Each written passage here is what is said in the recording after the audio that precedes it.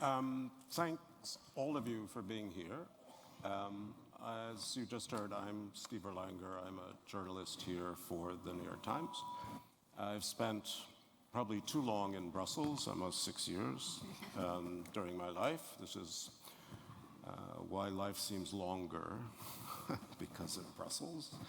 But was there for efforts for the Green Deal, efforts to regulate. And now, well, given that our title, the first word is changes things. Trump. Herr Drumpf here, but Trump in America. And the trade shocks come out of a different understanding of how the world should work. And I think this is part of what we need to discuss. I mean, Donald Trump is kind of America über alles. He is very much a proponent of national interests. He's very skeptical of multilateral institutions and multilateral cooperation.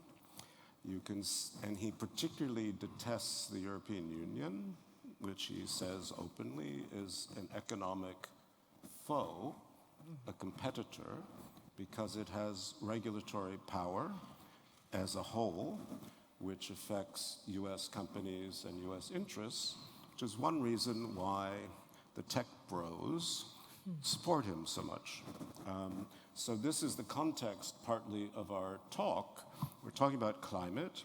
I mean, he obviously wants to drill, and he believes in pipelines, and he's encouraging the Canadians to reopen their pipelines, and he's talking, he'd love to deal more with Russia on energy. I mean, this is all open and clear. The question is how we want to respond to it. And just before we talk a bit, I just wanted to put some figures out, which is percentage of CO2 in the world. Where does it come from? Okay? I mean, this is open information. Half of the CO2 comes from Asia, 50%. 35% of it comes from China. North America, about 14%, mostly the United States. Africa, 4%, South America, 3%. Aviation and shipping, about 3%. Europe, 6.7%. Now that's down from about 15% in 1990, so it shows things can happen. But it also reminds us that however virtuous Europeans wish to be, at whatever cost people choose to spend, it is not going to save the world, not by itself. I mean, you can heat your tea with your breath, and it won't stop Asia from producing CO2 in big numbers. So this is the dilemma. We have an America that's having a different point of view, and we have an Asia which is producing a great deal of CO2, which is partly out of our control. And in the meantime, there are questions, certainly, about profit, loss, incentive, cost benefit, which I hope we can talk about. So, Maja, let's start with you, having just given us your TED Talk, which was great. How do you deal with the fact that Europe's virtuousness is not necessarily important? I would challenge that. Please, that's the point. Nice, thank you. I would also like to challenge another framing. I don't think Donald Trump is America, and I think we have to make that clear. I think it's still in the decision making whether or not that way of ruining a functioning democracy is going to push through or no. And this is why I feel it is about talking, do we want to stick towards something rule-based, something that would also be necessary for markets to actually work? If you just arbitrarily pull away rules or agreements or contracts, it's not how markets function. And then to think, what do we do with this? Because it's the superpower, right? It's been at the core of creating lots of the multilateral institutions. that have shaped the rules that we collaborate with, and that Europe was strongly involved in and was a strong protagonist of shaping those towards sustainability. And then there is 3 different elements I think we have to keep in mind. A is Europe has a massive self-interest to just do it, because the public discourse here, at least in some of the economic sections, hasn't quite picked up to the fact that we are the most quickly heating continent in the world. I was on the sounding board of the European Climate Risk Assessment. It's coming from the European Environment Agency, but it's filtered through all the Commission departments, thinking about how do we frame this so that risk is becoming one of the core categories. Then how can economics help solve it? But how do we scare population too much to say, oh, it's all too late? Right. And this is a squaring of where we need to go. Yeah. And then I think it is important to understand that China, you mentioned the emissions now, has really embarked on saying, A, electrification, and B, we're building as much, I think it was a renewable creation last year, that we've done in our entire time span, Yes. right? Well, it's so there is a lot shift bigger. going on. Yes. I know. But there is a shift going on. Sure. And I think it is really important also to understand that other countries would want to keep on the rules-based situation. And it's not only Europe. Yeah. Australia now, Canada, others have And been also California, and Exactly. which is the size of part of Europe, and New York and other places. So Cathryn, as a half American. Yeah, I think I'm the American for this morning's panel. So That's right. I'll go with that. Okay. So, I mean, I agree with you. Trump is not America, but he is elected, and he's got 3 and point something more years to go. So we'll see how much. America's left. Yeah. Well, how much of the West is left? It's Cathryn. Well, I mean, I think, well, first of all, Maja, thank you for your presentation, because I think thinking about it systemically is vital now. So all the things that you said, Stephen, is correct in terms of the priority setting of this administration, but the systemic part is important as well, because what you're seeing is an administration that is over-meddling, both in the functionality of American capitalism, by the way, you know, in terms of thinking about how the dollar currency would float. This is the Russia piece, the Mar-a-Lago Accord, but of course the tariff piece, but then also in the functional pieces around sustainability. And they are very bad at thinking about medium effects. So you get rid of USAID because you think that's too woke and helps too many people, or whatever your reasoning is. But what does it do? 41% of the highly engineered grain material that's produced for an export through USAID in the world comes from where? The American heartland, and American farmers, and American and state universities that do agricultural research. And where are those? Those are in Illinois. Those are in massive sort of agricultural states. And suddenly, you're already intervening such that you have to give subsidies to American farmers to stop what they were doing before and shift an entire business model that destroys value.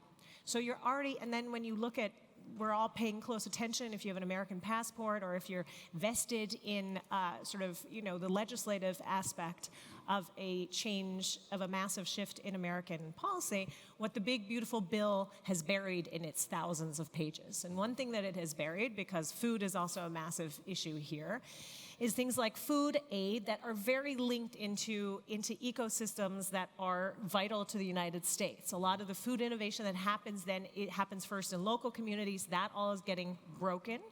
And you have tax policies in there that are going to force massive states, we were just talking about Utah, Nevada, and others, to sell out their, in some cases, national parkland so you can drill there without seeing any of the medium or longer term effects. Now, in the first administration, this is the thing that worries me. In the first administration, you had something that was called America's Pledge. My former boss, Michael Bloomberg, gathered a lot of industrialists, federal American states, and other actors to say, look, if we leave the Climate Paris Accord, this group, in all of its functions, systemic functions, will work to uphold that. And to be fair, they did pretty well in motivating collective response. You see none of that now. Because what has happened over the 4 years that, and it's not the Republicans, but the MAGA people were out of power, is they became smarter about testing breakage points in American political life, American society, and American corporate interests. And so what they have done successfully, at least for the moment, is they have disaggregated, divide et impera, they have disaggregated certain groups in American society. Right. So for them to find themselves back together to do the kind of work that Maja is describing, there's been a lot of energy taken out of it. And that's really the pernicious energy of this administration when it comes to these issues, because for now that holds. We'll see if the other half of America, shall we say, that has all these energies can, to say it easily, to get their mojo back to do good. that. Because, I mean, one of the things different about this term is the first term Trump didn't expect to win. He was shocked, and so he stumbled around. Now it's the system. This time he has people who were planning and have planned very rigorously, and in a way, I don't know how much Trump actually knows about what's being done I agree. in his name, Yeah. but they're very smart people who have a different view of how America should work, who are certainly trying to exercise through executive orders almost a different ideology. So, Franziska, let's turn to you. This is, as we say in English, this is in your wheelhouse. I mean, you're co-leader of Die Grünen. How do you interpret the impact of the last German election on this debate? I mean, is there kind of contemplation, self-reflection going on inside the party about how to reshape the arguments, or was it just being in power that hurt the party, or being partly complicit in? I mean, in other words, as a politician and in charge in a way of the future, how do you manage this difficult path? Yeah, thank you. Allow me to just say 2 sentences about the US. Bitte schön. Because Cathryn, I think you made this point about USAID, and when I was still in the Ministry of Economy responsible for trade and external trade, we were always jealous of the US having USAID banging off the doors for the American firms. I'm like, you could not compete. You had USAID coming, and then American firms walking in just behind. No chance for German companies to get in. So I'm really, they will feel it. Not immediately, but in the midterm. And these were not the American tech companies, but the other American companies. So I also think they will feel it. They call it Vogue, but they don't even know how much it helped their economy in third markets. And I think the unwillingness to cooperate, it's too nicely framed. I think it's a disdain for anything weak and unprotected. And that disdain is with Trump, it's with Putin, it's this, we're strong, we're the fighters, we're all the bodybuilders, we're all out there, and anything that is a bit weaker, we really detest. And I think that is what is scary about the movement, and we have that in Germany. And to get back this, not just cooperation, but to revalue people who might be weaker nature, that might be weaker in, I put that in quotation because if the water hits you, it's not weaker. And I think that is what we need to talk about. Why do they not want to cooperate? And I think they also do no longer want any competition. They open speak that they want monopolies. They do not want competition in the democratic sphere any longer, but also in the economic sphere. You have J.D. Vance talking openly about monopolies being good. Peter Thiel, all the people behind it, they strive for monopolies. Obviously, the oligarchs in the tech area do it, and that's why they detest European legislation, because there is some teeth to it to destroy in the worst monopolies. So I think we have to see that entire system. They want to break down competition in the democratic area. They want to break it down in the economic area, and we will not benefit from that. To my own, party and what's going on in Germany, I think, like everywhere, the climate question has been off the agenda. It was off the agenda in the election campaign. It was during any of these talk shows, it was almost impossible to get the climate point on. You didn't have any questions about it. Like, you had to put it yourself on the debate. And of course, we were trying to think about what does it have to do with us? What is our own fault in it? Did we make it too much a point of economy? In terms of, it will bring more money, it will create new technologies. did we not talk about it any longer in terms of it has a value in itself to protect the climate? We were thinking about, all the fear-mongering, what's happening with the floods, with the droughts. Yeah. Does it rather paralyze people? It doesn't give them enough initiative to do something about it. But at the same time, you have to show what's happening in the world, which is scary. And then, we linked it to security, where I fundamentally believe that being more sustainable makes us more secure by less dependent on fossil imports, be they from Russia, Saudi Arabia, you name them. Also, resource efficiency makes us more secure. Circularity makes us less dependent on China for raw materials. So all of the green agenda contributes to security. But I think, maybe that we didn't make that link strongly enough. And certainly one point was the affordability of it and the connection to the social question. Right. So that is one point we are working on a lot now. But I think we also should not underestimate how much money there is on the other side. Exactly. On the fossil agenda side, they pull in tons of money on fake news online, on lobbying. It's just also massive. And I think maybe we did underestimate the power of the fossil lobby, which is still kicking and alive. Right. And they just want to have a few more billions as long as it is possible. Right. I mean, you used an image that will stick in my mind for a long time, which is Trump as a bodybuilder. That's a thought, just something to contemplate. Just to open to all of you, how much do you think? Now, maybe some of it's fake news, but some of it is scaring people to death. The world is heading toward disaster, we're not meeting our goals, so why bother? I mean, I think that's coming into a lot of people's feelings, and that if we do bother, either it's so expensive, heat pumps, the whole heat pump issue, the boiler issue, or what can we do about Asia anyway? So I was just curious how you deal with this sense of it's less despair than apathy over something you feel no matter how many times I separate brown glass from green glass, am I really saving the earth? That's the question. I'm curious Maja, do you want to start? Mm-hmm. No, I do think it is about the question of what do we call liberal societies, and how do we make it easier for new knowledge to percolate through and to be acting with anticipation. It's two things that are not easy. A, to really think things together, and B, to be acting early on. Because we tend to wait and wait and wait until the crisis sits on our head. And then we are reactive instead of anticipation. And the anticipated one means that you can act step by step. I mean, that's been the idea with carbon pricing, right? You have a priced path, but you have to have a reliable priced path so that you can do investments that will pay out.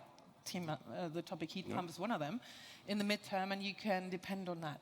It's been working with the Renewable Energies Act in Germany because you knew for 20 years you'd be getting a return for feeding in those kilowatt hours. That means it became bankable, because the banks could say, oh, this is a safe thing to bet on, even though technology is still in the emergence. So how do we make sure that knowledge is being trusted, and then to act on it so that we can start doing it in a more slowly, then easier to participate in way. And this is where I, coming from a kind of scientist point of view, can only observe that most of what the community had to do for 30 years is to, yes, there actually is a problem, prove the problem. And this is why the doomsday bit came stronger and stronger, because you really started rattling and say, can't you see it, right? And then it is very difficult to be taken serious unless you prove your case. Right. And then it was the point when the case was actually there, the entire public discourse flipped from, it's not so bad, to, oh, it's actually too late. And like, hello, the sweet spot's in the middle. How do we just jump that in 2 years? Right. And this is where the whole lobbying and the counter-lashing obviously comes in. Right. And we have to anticipate better. We have to build structures that allow for the longer term to be actually seen. And this is why I think we have to correct the indicators. We have to correct how we measure progress, how we measure what's costing right now So how much does the status quo degrade everything that we depend on in the future? This is why I was bringing those numbers, because then it shifts the whole idea whether it's worth it. Right. And then we have to have much more attention in media on all the many people that are sitting here today and in many other communities that are actually doing stuff. Yeah. Whereas the public discourse is all about, oh, Ms. Göpel, but the people don't really... I was like, who's the people? Can you be a bit more specific there? I know, and I was talking with Janis Petočnik a lot when I was in Brussels last thing on that, when it was the first round of flagship initiatives, that were up to 2030 back then, or no, Europe 2020 it was, and he's like, you have to help the losers, or the ones that don't want to change, shout loudest. And this is why, when you innovate and are really fiddling through the market structures and flowing against where money drives normally, or the externalizing pricing schemes that allow for the ones well-established, the incumbents, to get more money put on marketing and lobbying. Right. And this is where it's a power imbalance. And you make it very hard for the alternatives to be seen, to be viable, and to grow. Right. And this is why it is so important to think the two together. And how do we tell the story in the numbers right? And how do we reshape the rules of the game so that the new stuff can grow? And this is why this whole debate, growth, no growth, is totally stupid. We have to ask what should emerge and what should stop. And also the question of whether we're telling the story in the most efficient Compelling way. Yeah. Franziska. No, I totally agree on the innovation point and the new technologies. And I have seen that it's so hard to tell good news. Seriously, it's so easy to sell bad news. It's so difficult to get good news into newspapers or into TV or wherever. And I think that is sort of what we have seen over the last couple of years. I had the honor to see many amazing startups, companies that were moving, really, but because they're doing stuff, they don't have time to hang out in Berlin or in a talk show, because they're really doing the transformation. And I think that was part of the problem, that there's so much lack of knowledge of what's already happening and what we might lose out if all of this stops now. And I always tell people, you were talking about China earlier. When I was, in China with the Chancellor, people asked me about, where are your circularity experts, Ms. Brantner? Yeah, all about circularity. This is the new game for them, because they also know of resource efficiency, circularity. Because if we manage to do the circularity on raw materials and all of things, we will be less dependent on them. So they want to have that first. But in Germany, when you talk about Kreislaufwirtschaft, people think about Birkenstock, about muesli, and not about, the next hot shit. And I was trying to think, how can I make that knowledge that they are working on that curve, and that we have been behind the curve on the e-vehicles. We have been behind on the, the PV and all of this. So how can we not be behind the circularity curve? Because we have the new technologies in Germany. But the public awareness of these technology is like, oh, they're from the 80s. They're like, brown glass recycling. And I'm like, no, this is such a wrong perception. And I think that's where we have not been good enough to communicate that, to say, okay, this is where something new is happening, which will make us more secure. It helps the environment, the climate, and it creates jobs here. Yes, that's important. And I don't want to think that interrupt you, but I mean, I think it. this is really important, that you can create jobs, you can create things, you can sell to the world to help the world. Yeah, and I think that, we have probably not been good enough at telling that story or making those cases available and public. And I think the other one is is it too expensive? There were quite a number of surveys the last few days in terms of how the heating prices are going up in Germany, and how people with a heat pump are actually quite well off. And I think that's where the problem is. If you own an apartment or a house, you're definitely better off if you invest in a heat pump. It will be cheaper in the midterm, long term. The property has more value. The question is, what happens if you rent a place? And there we were working on making the rental more attractive also, and getting that benefit that owners have to the renters. And I think that is the parcel that we still have to work on much better. And with the CO2 pricing going up, that's what the current government will put its eggs on. It's all the CO2 price going up. it will be very costly for people renting an apartment if they have a gas heating. And I think that will be interesting to see how they deal with it. And how their reaction will be then to say, okay, we will just let it be very expensive for people renting. I hope they will not allow this to do, because they are not planning on introducing anything like a Klimageld or any mechanism to give the CO2 pricing, the incentives back to people, nothing. They just increase the price, have no social balancing mechanism. And I'm just afraid that with this government just going on the pricing, no social balancing, will make it even harder for anybody fighting for climate protection. Well, Might be strategy. It might be part of the strategy. And that's what I see coming, is like if you don't have any social rebalancing mechanism with the CO2 pricing, it will bring people up against the climate agenda, because their heating will be more expensive, etc. And I think that is what is so risky these days, is that this will be the negative impact of the current policies foreseen. Well, I must say, as a renter, I wish you good luck. Let me, I think at the macro level, this is all an interesting thing about how we failed to learn things about public policy that we should have learned a long time ago. Einstein, it gets this quote attributed to him that, the real definition of idiocy is doing the same thing over and over again and, expecting different results. And, I want to give kudos to Franziska and the party for holding coals to the fire, the feet to the fire of this current administration, making at least Chancellor Merz for the first couple weeks of his administration sort of a green chancellor wider Willen. But then you have the title of the coalition contract, which, is Verantwortung für Deutschland. So everything that these two have talked about, which is agency, how you bring in agency. So we all know this in behavioral science, brain science, neuroscience, that learning through the amygdala, the fear center of your brain, which is all of you in the room have done this when you've, braced yourself for the vocabulary test in grade school, right? It's the night before, you remember it all, but that doesn't mean you speak fluent French the next day, I hate to tell you. And so this is what we've perpetually done in public policy, right? So the fear piece works for a very short time, and it spurs action but it's not learning.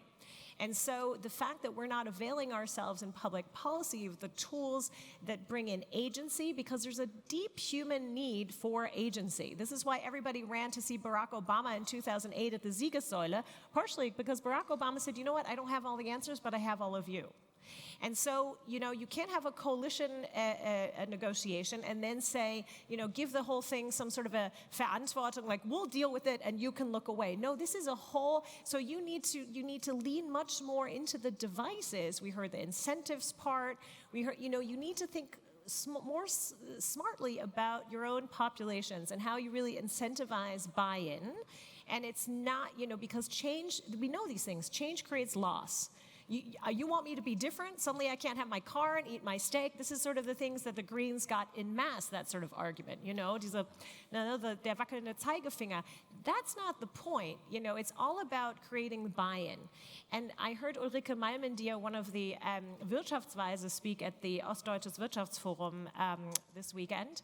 And that's precisely what she said. She said, why aren't we using behavioral economics to really recognize that we have learned, we understand our people, we're with them, and we're in a capacity to bring them along, so that you're really identifying solutions where they are. But in a hierarchical society like the German society, and another beautiful example was at the Conference of Mayors last week when the federal president gets up and says, well, we've got to pay more attention to our cities because they have to do the work that comes down from the federal government. Right. And then the head of the Städtetag gets up and says, no, I hate to tell you, we're the ones who are doing all the work. Right. We're the ones who are close to the citizens. We're the ones who are picking up all the anxiety and the fear, but also the capacity and the functionality, so it has to flow the other way. So instead of perpetuating these models of decision-making that we have resigned ourselves to, it's about rethinking a system of agency that will work so that you do actually create news that way, because what you just said, Franziska, reminds me of guidance that I got in my pup days at CNN International was, if something continues, it's not news. Something needs to change for it to be a news story. But all of that is going to take continuous energy, and then we have to create the space to also make that news. Great. We've got about 5 minutes left, and I do want to raise another issue, which is really the European Union and regulation. Because, I mean, one of the great debates, 2030, get rid of all the fossil fuel cars by X date and so on. Well, reality is kind of bitten a little bit. And in terms of competition, certainly if you read the Draghi report, which I do recommend, even if nobody's acting on it, it's a very good report. There really is a growth problem, and the growth problem, an economic growth problem, the EU as a whole, though it is broadened and widened and is poorer than it was 20 years ago, it is falling behind the United States, for instance, in terms of GDP per capita in a very unsettling way, which I think also leads to political unhappiness and the rise of the far right. But there is a debate now with von der Leyen and the Commission of whether to pull back a bit on regulation, particularly on the environment, to enhance competitiveness. So I just raised that, and I mean, Franziska, do you want to talk about that? Because I think it's really an important issue. Yeah. Allow me just to say, Yeah, I don't think that there's a necessary causality between becoming, economically weaker and becoming far right. Fair enough. It used to be the opposite in the past, huh? I'm like, then you would go to the left and fight for your rights, etc. So there's, I just want us to get out of these frames where you say, oh, here, we're a bit economically weaker, so that's why we're all turning to being fascist. I'm like, no, there's no necessity to go there. There are other options. So sorry to say that, but I think, it's like sometimes we just, if everybody's saying this, self-fulfilling prophecy about it, and I just... It can be a bit sloppy. It can be a bit sloppy. There are certainly correlations. I can tell you there are very rich people who have no economic worries at all, who are all in for AFD. And they rather often, when you look at the program of the AFD, there's nothing social in there. They are against Mindestlohn. When you look at their tax breaks, etc., it's all for the rich. So I think we have to be much better in showing what they actually really want. When it comes to the green agenda of the EU Commission, I think the problem with the Green Deal was that there was too much in parallel and it didn't always fit well together. So the question is, do you kick it all off again? That's what's happening to a certain extent now, and I think that would be the wrong answer too. I really hope that the Commission will do a good job in making sure there is coherence between the different aspects of the Green Deal and the AI and all of the technical revolutions we're having, and bringing them better together. I was speaking about circularity, so bringing that back better in, and making it easier. And I think the tradition was you making everybody do reports. I always had the tendency to say, okay, why do we not go the other way around? We do occasional checkups, and if we discover you're not doing the job properly, there will be a very high fine, which is harder on those who are not following the rules and makes it easier for everybody who is following the rules. And I think that is something that the German businesses so far have been refusing and opposing. They always, when you ask them, do you prefer high fines or reporting? A couple of years ago, they would always answer you reporting. And I think now there's a change in many of the business saying, oh, maybe the other way around is not too bad. And I think that might be an option to get out, because I think to say, oh, okay, we do not care about child labor anymore, for me it's not an option. Or we do not care about forced labor. So I think, we'd rather have to rethink how it works. How can we put more burden on those, the black, spots, and not on those doing a good job. And last point, if you made, I think what the EU can do, and I think that would be the best now, is to attract a lot of the Americans which have great companies, ideas, and who are not happy to have a health minister who is saying, do not vaccinate. So I think if we as the EU would put out now money to say, here's the funding you get for your startup, for your PhD, for your scholarship, we would really pool that. We could use that moment to attract a lot of talent to come and work, study, live in Europe, and make that much easier. So that, I think, would be an opportunity. And we have a lot of homework to do in Germany, which has nothing to do with the EU. Our federal system needs structural reform. If there's one thing that made me scream often was our 16 states and how we have divided up our division of labor between the federal system, the states, and the local communities. Exactly. Too complicated. But it's not the EU problem, it's our problem, and we need to fix it. We are... Can I say just one more sentence? No. Wait, Okay. wait, and say, we're a bit over time, but I would like a little concluding statement from both of you just to round off the panel. Maja, go ahead. I think the one important thing is to push back on the narrative of a broken system to be our benchmark. So if GDP is growing in countries that are completely ruining their environmental base, that are completely pushing down on labor rights, where people get sick and longevity goes down, that shouldn't be our benchmark, neither on economic growth. Yes, you can grow very quickly if you ruin things, but it'll implode in the midterm. And then the other thing is, what is it that we're talking about? An economy should serve societies, and that is social market economy at its core. And when you go back to Müller-Armack and all those, it's very beautiful writing, actually, because they, in the 40s, late 40s, were thinking about how do we use a design approach? That's at least how I interpreted them in my latest book, because I felt we need to be more nice to rulemaking. Because they were thinking about how do we make sure the rules of the game allow for private activity to bring out the public wealth and what we would call Vermögen on a kind of economy scale rather than only on my own bank account or in one business. That is the promise. That is the idea of for all. So if you want wealth for all, you have to talk about who's for all and get out of this fallacy of aggregation. If single people shouting loudest are saying everything's going to go down the bin if we lose, you're going to lose the picture of the whole system and how it works. Great. So Cathryn. where do we want to go? What are the best infrastructures and what are the best incentives? And how do we change the rules of the game and get rid of some of those really crazy intermingled ones? But that doesn't mean take out directionality or legality. Good.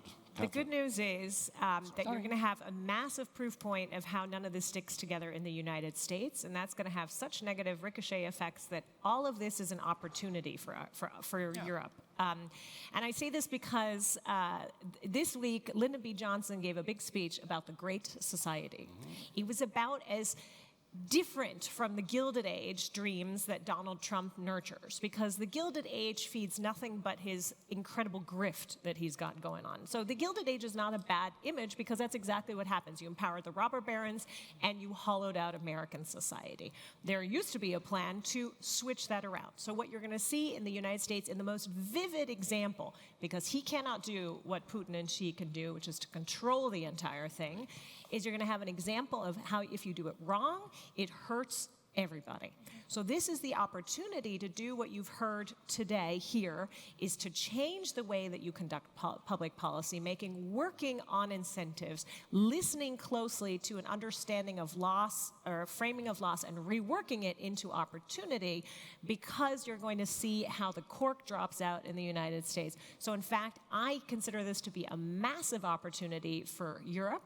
You're going to have to have a lot of changes on the R&D side, by the way, but it's an opportunity. But you have to do it by creating what the Germans hate, is a vision, priorities, sequencing, and fundamentally execution. Well, on that happy note, please join me in thanking our panel and go forth and do better.